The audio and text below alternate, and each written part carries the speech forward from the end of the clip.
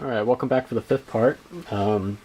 As you notice, I kind of skipped ahead a little bit because I want to cut the video short, but what I've done so far is I basically just mapped in all the dark areas for the cloth, and also the legs and the arm and everything. Now this is pretty much, I'm going to call it finished. I'm going to go in there and just blend it in a little bit more. So I'm going to zoom in really quick so so you can see some of the details here.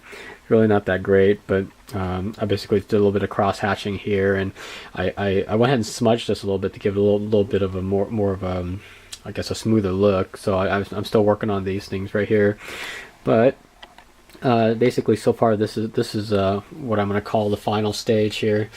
Now over here is kind of dark. What I did is I just kind of blended everything in.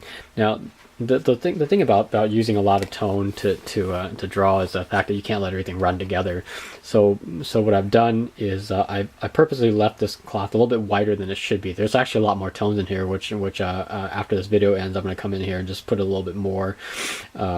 And I'm going to darken this area up a little bit to kind of give it a nice contrast, because what happens when you have tones that are the same, obviously all your tones are going to run together, and it's gonna look like a big gigantic blob. So make sure that's just my little tip. Just make sure that you put a little bit of contrast into your work, and that way all the details will pop up without you having to stress too much about it. So like for example, in the back of the hand here, I left a few white spots here and a few white spots here to kind of make the fingers stand out just a tiny bit, so you know there's an actual hand there, and similar with the forearm. So it just gives it a little bit more shape as you just leave a few spots bare. That's the main problem with drawing with graphite and anything in grayscale, basically, is that you have the absence of color, and which means you gotta in your mind think which color is darker, which color is lighter, so that way when you put it on paper, it'll all come together eventually. So what I've done is I've been using this a lot, actually, just a blending stump, and I've just been doing little circles like I normally do, and just to kind of blend everything in, give a nice gradient, so kind of take away some of the cross hatching lines that I've placed on here during this whole sketch. On some places that actually have a darker line, what I do is I just go over it very lightly like this, and that just provides a little bit of a darker edge to it. Kind of makes a hard edge light here. Other than that, I'm gonna fix the hair too before I do anything. But this is gonna be actually just a short video, because the purpose of this video is I'm just gonna sign this for the person who requested it. And what I'm gonna do is I'm just gonna sign it with a little bit of calligraphy ink. So let's see here. I have a pen nib, which hopefully it'll hold some ink on here.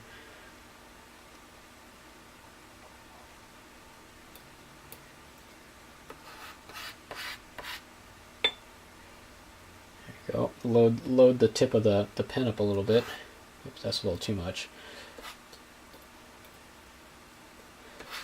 There we go. So I got a little pen nib here. Find a good place to sign it, maybe up here.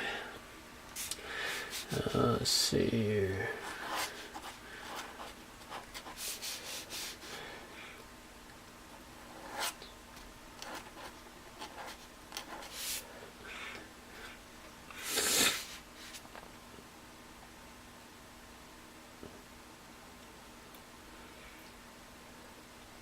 And I'll sign my name down here then, I guess.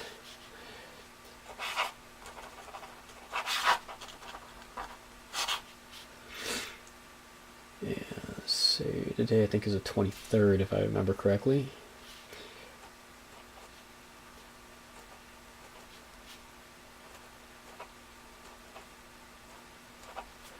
There we go. Alright.